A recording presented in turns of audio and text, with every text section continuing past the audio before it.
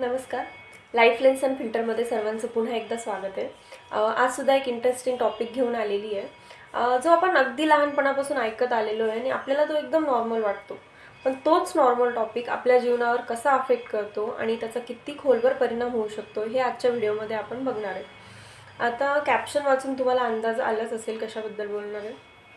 तर लहानपणापासून आहे ना काय होतं की आपल्याला वेगवेगळ्या प्रकारचे लेबल लावले जातात घरच्यांकडून, नातेवाईकांकडून, सोसायटीकडून. जसं की अमुक अमुक एक मुलगा आहे किंवा मुलगी आहे, हे दोघांसाठी लागू होतं आहे. तर लाजाळूच आहे, हुशार आहे, इंट्रोवर्ट आहे किंवा एक्स्ट्रोवर्ट आहे, किंवा एखादी व्यक्ती खूप समजदार आहे. तर लहानपणापासून आपण त्या मुलांना असं डिफरन्शिएट करत असतो.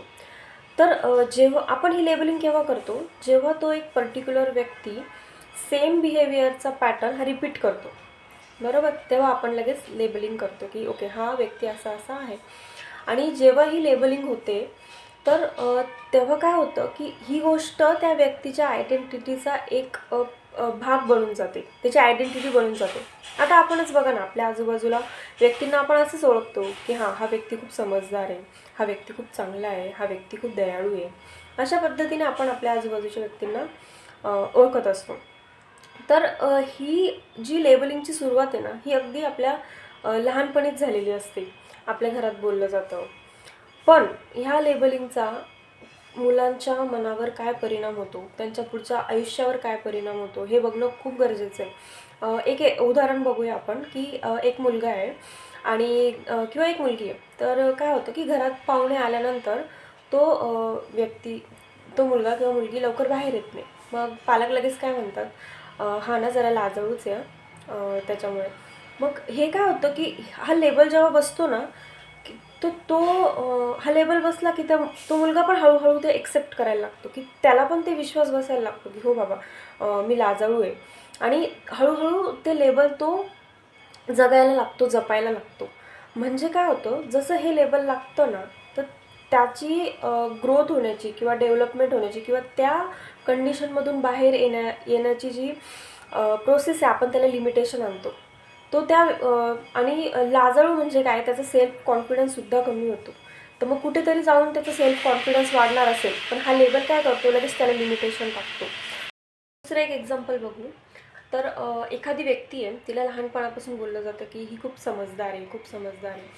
तर ह्या कंडिशनमध्ये काय होतं की जेव्हा एखादा निर्णय घ्यायची वेळ येते ना, अगदी छोटी छोटीच गोष्ट असेल की एखादा निर्णय घ्यायचा आहे, त्यावेळी त्या व्यक्तीला मनापासून असं वाटत असते की नको, ही गोष्ट नको करायला, त्याला नाही म्हणायचं असतं. पण तो लेबल आडवा येतो. जिथे समजदारपणाचा लेबल आडवा आला की त्याला असं वाटतं, अरे मी तर समजदार आहे, मी नाही नाही म्हणू शकत, मला हे करावंच लागणार आहे. त्याची इच्छा नसते ते करायची, पण तो लेबल तो जगत असतो, जपत असतो आणि ते जपण्यासाठी तो मनाविरुद्ध डिसिजन घेतो. आणि ही गोष्ट हळूहळू वाढत जाते आणि जेव्हा मोठी डिसिजन घ्यायची वेळ येते आयुष्यात, तेव्हासुद्धा तो व्यक्ती तसंच करतो, त्या लेबलच्या इन्फ्लुअन्समध्ये येऊन असे डिसिजन घेतो जे त्याच्या मनाला पटणारे नसतात. याच्याने काय होतं की तो त्याच्या मग इच्छांचा, अपेक्षांचा कोंडमारा होतो आणि त्याचे खरंच वाईट परिणाम होतात. आणि अजूनही असे बरेच एक्झाम्पल आहे. जसं मुलांना लेबलिंग करून आपण त्यांची जी डेव्हलपमेंटची प्रोसेस आहे, आपण त्याला लिमिटेशन टाकतो. मग पण मग प्रॅक्टिकली विचार करायला गेलं ना, तर लेबलिंग आपल्या कन्व्हर्सेशनमधून हटवणं पॉसिबल नाही आहे. तर अशा परिस्थितीमध्ये आपण काय करू शकतो की आपले जे शब्द आहेत, आपली जी बोलण्याआधी एक तर पहिले आपण विचार केला पाहिजे आणि दुसरं म्हणजे आपले शब्द आपण रिप्लेस करू शकतो. मग ते कसं करू शकतो आहे की पहिलंच आपण उदाहरण जे बघितलं लाजाळू मुलाचं, आपण लगेच बोलतो अरे हा तर लाजाळूच आहे. तर असं न बोलता आपण हे बोलू शकतो आहे की ठीक आहे, नवीन माणसांमध्ये त्याला मिसळण्यासाठी, कम्फर्टेबल होण्यासाठी थोडा जास्त वेळ लागतो, हळूहळू होईल तो वेळ कमी. म्हणजे याच्याने काय होतं की त्याची जी त्या फेजमधून बाहेर येण्याची किंवा ग्रोथ होण्याची जी क्षमता आहे ना, त्याला लिमिटेशन लागत नाही. तो त्याच्या माइंडमध्ये हे फिक्स होत नाही की अरे बाबा मी लाजाळूच आहे आणि तो तिथून कधी बाहेर पडू शकणार नाही, असं होत नाही. म्हणून आपल्या घरात जर लहान मुलं असतील किंवा दुसरंही कोणी, तर आपण बोलताना विचार केला पाहिजे, आपले शब्द आपण रिप्लेस केले पाहिजे, हे खूप गरजेचं आहे. जवळजवळ 1963मध्ये ही जी लेबलिंगची थेरी आहे, हिचा रायटर हॉवर्ड बेकर यांनी त्यांचं एक बुक आलं होतं आउटसायडर म्हणून, त्याच्यामध्ये याचं एक पक्कं फाउंडेशन टाकलं होतं. तिथून सुरुवात झाली. मग त्याच्यानंतर बरेच रिसर्च झाले. सायकोलॉजीमध्ये पण याचा मोठा पार्ट आहे.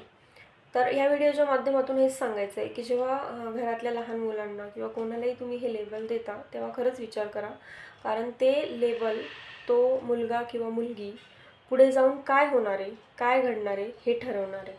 म्हणून ही गोष्ट इम्पॉर्टंट आहे आणि या गोष्टीचा विचार केला गेला पाहिजे. याच्याबद्दल अजून जास्त माहिती घ्यायची असेल, वाचायचं असेल तर काही रिसर्च पेपर्स आहे, त्याची लिंक मी डिस्क्रिप्शनमध्ये देते, तिथून तुम्ही नक्की वाचा. थँक्यू.